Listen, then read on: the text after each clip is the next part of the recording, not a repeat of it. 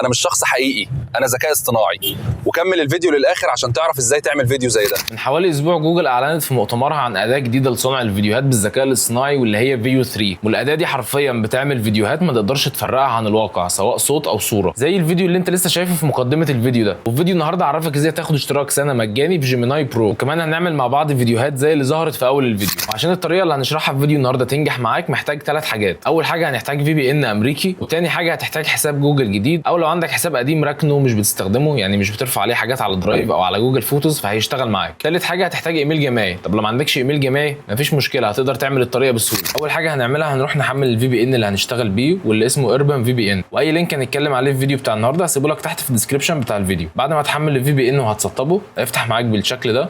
هتختار الفي بي ان بتاع الولايات المتحده وبعد كده هتشغله. بعد كده هتروح على اللينك اللي هسيبه لك تحت في الديسكربشن. طبعا هنا عشان انا فاتح من الحساب الاساسي بتاعي فبيقول لي هذا الحساب غير مؤهل لاستخدام خطه جوجل اي اي برو، فهتروح تفتح الحساب اللي انت لسه عامله جديد او الحساب القديم بتاعك ايا يكن. هنلاقي العرض بتاع الطلاب بدأ يظهر لنا واللي هو 15 شهر مجانا. تنزل تدوس على فيريفاي. هنا هيطلب منك ايميل جامعي، ولكن زي ما قلت لك لو ما عندكش ايميل جامعي مفيش مشكله. هتروح على اللينك ده واللي هسيبه لك برده تحت في الديسكربشن. هتدوس على كوبي وهنرجع تاني للصفحه بتاعه جوجل. تدوس على بيست فيريفاي. هيبعت لك فيريفيكيشن كود على الموقع. المفروض الرساله تظهر هنا ولكن هي مش بتظهر من اول مره، فهتستنى شويه. لو ما ظهرتش معاك هترجع تاني وهتدوس على ريسند لحد ما الكود يتبعت لك. طيب انا قعدت اعمل ريفريش للصفحه لحد ما الكود اتبعت. ناخد الكود كوبي وهنرجع تاني للصفحه بتاعت جوجل، نحط بيست للكود، بعد كده ندوس على سبميت. زي ما انت شايف هو اداك بالفعل العرض على الاكونت، هو كده اتفعل ولكن ناقص خطوه اخيره. بعد كده هتدوس على ستارت تريل.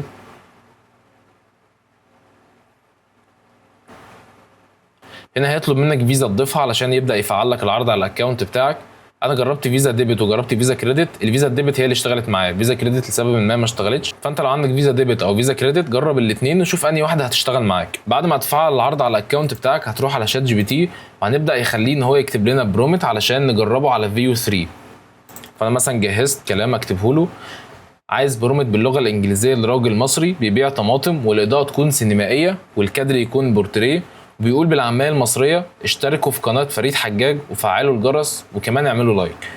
خلينا نشيل حرف الراء المتكرر هنا وبعد كده نبعتها له.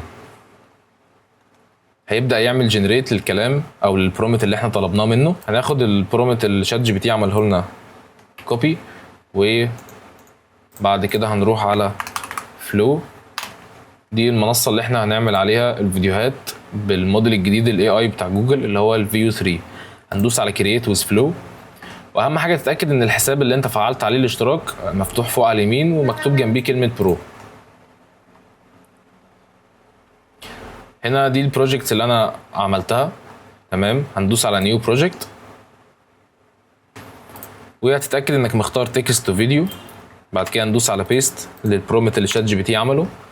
بعد كده نروح على سيتنجز هنا وهنخلي الاوتبوت بير برومت 1 مش 2 او 3 او 4، لان انت لو خليتها 2 او 3 او 4 كده هو هيطلع لك فيديو او 2 او 3 او 4 في البرومت الواحد، وده هياخد من الكريدتس بتاعتك اللي هم 1000، فاحنا مش عايزين ناخد، عايزين فيديو واحد بس. والكواليتي هنختار هايست كواليتي اللي هي الفيو 3، وبعد كده هندوس على العلامه ديت. وهنا الفيديو بياخد من دقيقه ل5 دقايق لحد ما يتعمل. بعد ما يتعمل هرجع لكم تاني. طيب هو هنا عمل لي البروجكت ولكن المشكله ان هو عمله صوره مش فيديو.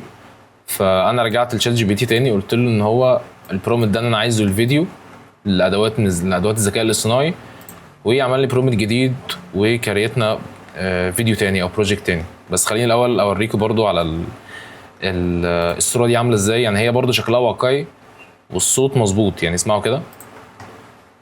اشتركوا في قناة فريد حجاج وفعلوا الجرس وكمان اعملوا لايك يا جماعة. فهي كل حاجة مظبوطة ما عدا ان هو اصلا مش عاملها فيديو.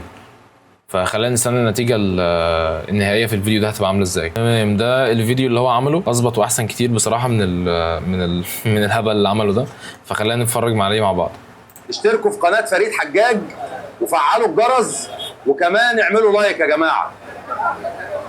انا ما اعرفش هو ليه رفع ايده في الاخر، بس النتيجة مبهرة بصراحة. انا مش عارف احنا رايحين على فين. فكره ان ده الاصدار الثالث من الاداه، يعني احنا ما بقالناش تقريبا سنتين او 3 سنين في حوار الذكاء الاصطناعي، ودي النتائج اللي بتطلع، نتائج سينمائيه حرفيا. طبعا ممكن تطلع بنتائج احسن من كده لما تفصل اكتر في البرومت، خصوصا ان هو اصلا الاي اي يعني او الموديل ده ما بيتكلمش عربي حاليا، يعني هو المفروض ما بيتكلمش عربي وما بيدعمش اللغه العربيه. المهم بعد ما تخلص الفيديو هتدوس على علامه الداونلود هنا، تقدر تعمل له داونلود 720 اللي هو الاوريجينال سايز، او تعمل له اب سكيل ل 1080. بس هياخد شويه وقت، يعني ممكن يقعد ربع ساعه تلت ساعه بيعمل اب سكيل ليه، فخلينا برضو ننزله بجوده 720 ونفتح الفايل على الفول سكرين. اشتركوا في قناه فريد. مش هنا، نفتح هنا، وزي ما انتم شايفين اشتركوا في قناه فريد حجاج وفعلوا الجرس، وكمان اعملوا لايك يا جماعه. هو كمان يعني في ناس، في سوق وراه، في ناس بتشتري، في واحد هنا بيشتري مش عارف جرجير، في اصوات تاكسي وحاجات من ورا، ف في ديتيلز كده رهيبه الصراحه. طبعا في حاجات تانية غير الفلو، يعني الفلو هنا هو اللي بيحول تكست لفيديو، في عندك هنا الويسك بتديله صوره يحولها لفيديو، وفي عندك الايمج اف اكس ده اللي بيتخيل صوره او بتديله تكست بيحولها لصوره. هنا نفس الكلام ولكن من تكست للميوزك او يعني لساوند افكت.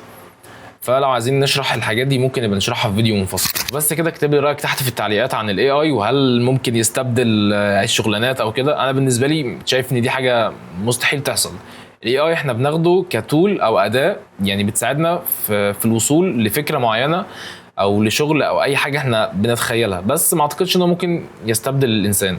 فاكتب لي رايك تحت في التعليقات، ما تنساش اللايك والاشتراك وتفعيل الجرس عشان يوصلك اي فيديو جديد بنزله. سلام.